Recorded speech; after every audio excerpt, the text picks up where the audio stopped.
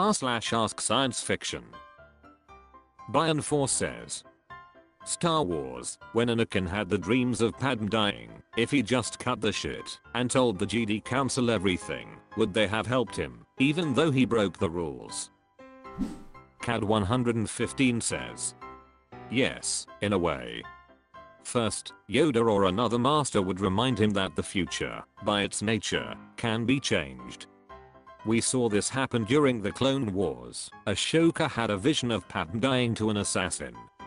When she spoke to Yoda for advice, he reminded her that what she saw was a future, not the future. Then, they would try to help him see the vision more clearly. Mostly, though, this would be something he would have to do alone. Meditation and focus could help clarify things. Once he knew the cause of her death, he could take steps to avoid it. That said, they wouldn't help him try to stop things, necessarily. Nor would they encourage him to do so.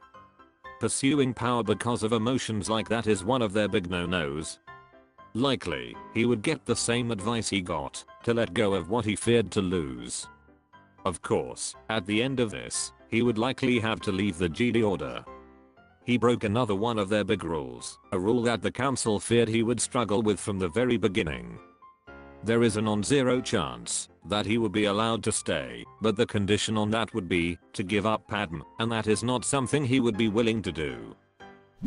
Illustratus says, yay, which was one of the problems I always had, to be honest.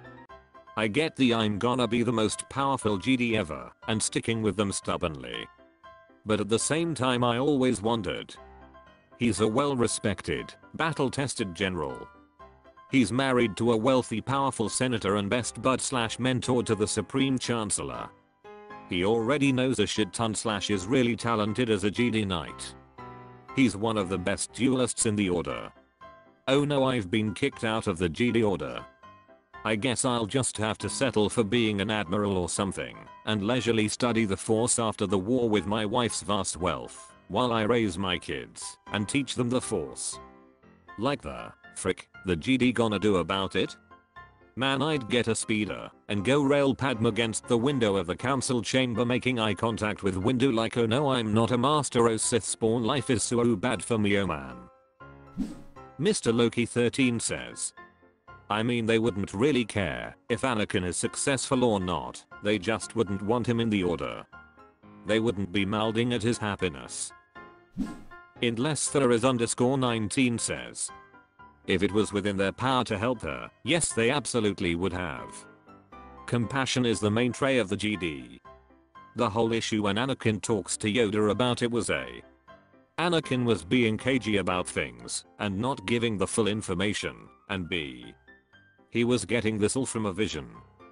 There's not much Yoda can do in that scenario other than tell him not to stress so much and to just enjoy his friend's companionship, and that they will deal with things when they actually arise.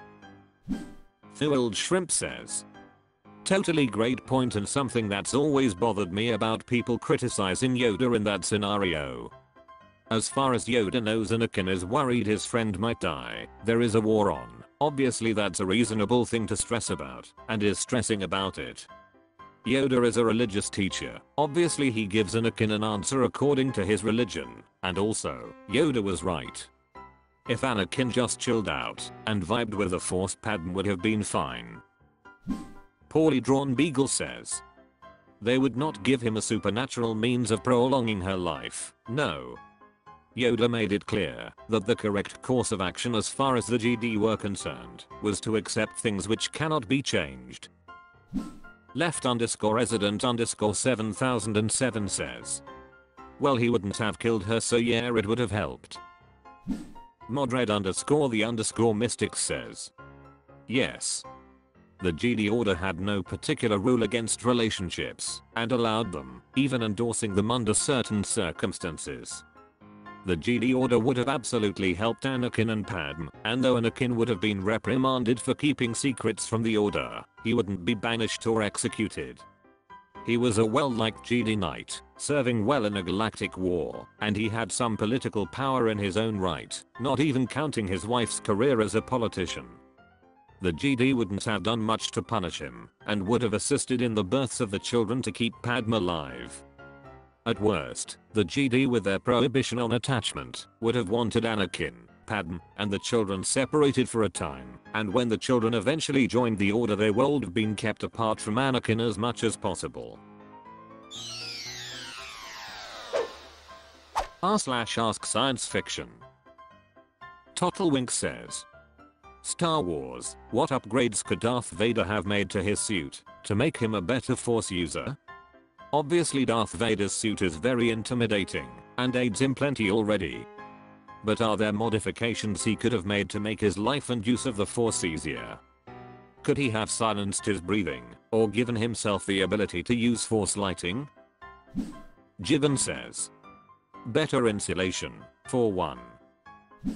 Strawberry Top 3457 says, sand. He has his suit filled with sand. In his boots are sand, and in his gloves, sand, so he can feel sand each time he makes a fist and takes a step. Even here at the sheer age would be insane. Yerklanov says, none. Cybernetics can't make using the Force easier. Demonic STD says, Force user none. Warrior a lot. As revealed in Darth Vader number 9, 2020 comic, his suit was made with 30-year-old junk. The control panel on the front is a stupidly exploitable weakness. He lacks mobility. His suit basically acts like a lighting rod, so that Palpatine could easily torment him. Fix that. His suit has been hacked a number of times in the comics. Apartru in 5962 says, a Faraday cage around the vital electronics would help. I hike Palpatine deliberately wanted him to be vulnerable to electric attacks. For other modifications it's harder to say. If they replace more of his body with more agile droid parts like Grievous, he would have less midichlorians to work with, and if the suit was more comfortable he would have less anger and pain to draw on to fuel his dark side powers. A full mech suit might be useful, but from what we've seen in the Clone Wars it seems like Force users generally prefer soft clothing and light vehicles to heavy armor, preferring to rely entirely on their Force augmented agility for protection. Jiracane says, the dark side of the Force feeds off of emotions, hatred, anger, and pain, all give strength to dark side users. Vader's suit is already optimized for a dark side user. It was designed to make him a killing machine tuned to his unique understanding of the Force. Kyle_Dornez says, there's very little one can do to cybernetically enhance ability to use the Force. While sure, he can silence the respirator, he can just hold his breath for that matter, but comfort is not necessary for a dark side user. Majority of quality of life modifications that Vader needed he already did, and further alterations would have required more extensive surgery. And one of few things that Vader loathes more than his past is being in a helpless position, which he would put himself in on operating table. It's now time for an unpaid shout out. This is Mrs. Junkman. She reads kids books for kids. Check it out in the description. r/AskScienceFiction. AXA51 says, Star Wars, after ROTJ did Ewoks adapt some of the technology from the Empire into their society as spoils of war? As we do see an Ewok wielding a blaster during the Battle of Endor, and see they are capable of using speeder bikes at a limited capacity. Voicey Arfafo says, it depends if something makes sense to their way of life. Weapons need power cells. Meanwhile, a good knife may be better than what they are capable of creating. I didn't see any evidence of metallurgy in the Ewok city, so they'd probably favor non-powered tools that can be repurposed. The Australian says, more or less, in the canon book Last Shot, one of the characters is Peekpa, a Ruok hacker that's helping out Han and Lando in a mission. At one point she makes a comment about how they, the Empire, left weapons scattered about to be used by anyone, so it's probable some more Ewoks began using weapons and technologies left over in Endor. Watson that one says, they made some awesome instruments out of the helmets and skulls of stormtroopers. Darth Tipo92 says. Not really. They used metals and pieces of structures for homes and tools, but didn't really have the knowledge or infrastructure to take advantage of everything. It's a little like how Native Americans would use rifles and tools made by the Mexican and American governments, but couldn't produce their own. Ewoks could use some imperial tech, but mostly just made spears and tools that lasted longer than stone and wood ones did. And while they'd move into partial wreckage for shelters, they'd avoid disabled vehicles like AT-STs and TIE fighters for fear of the ghosts they believed still haunted them.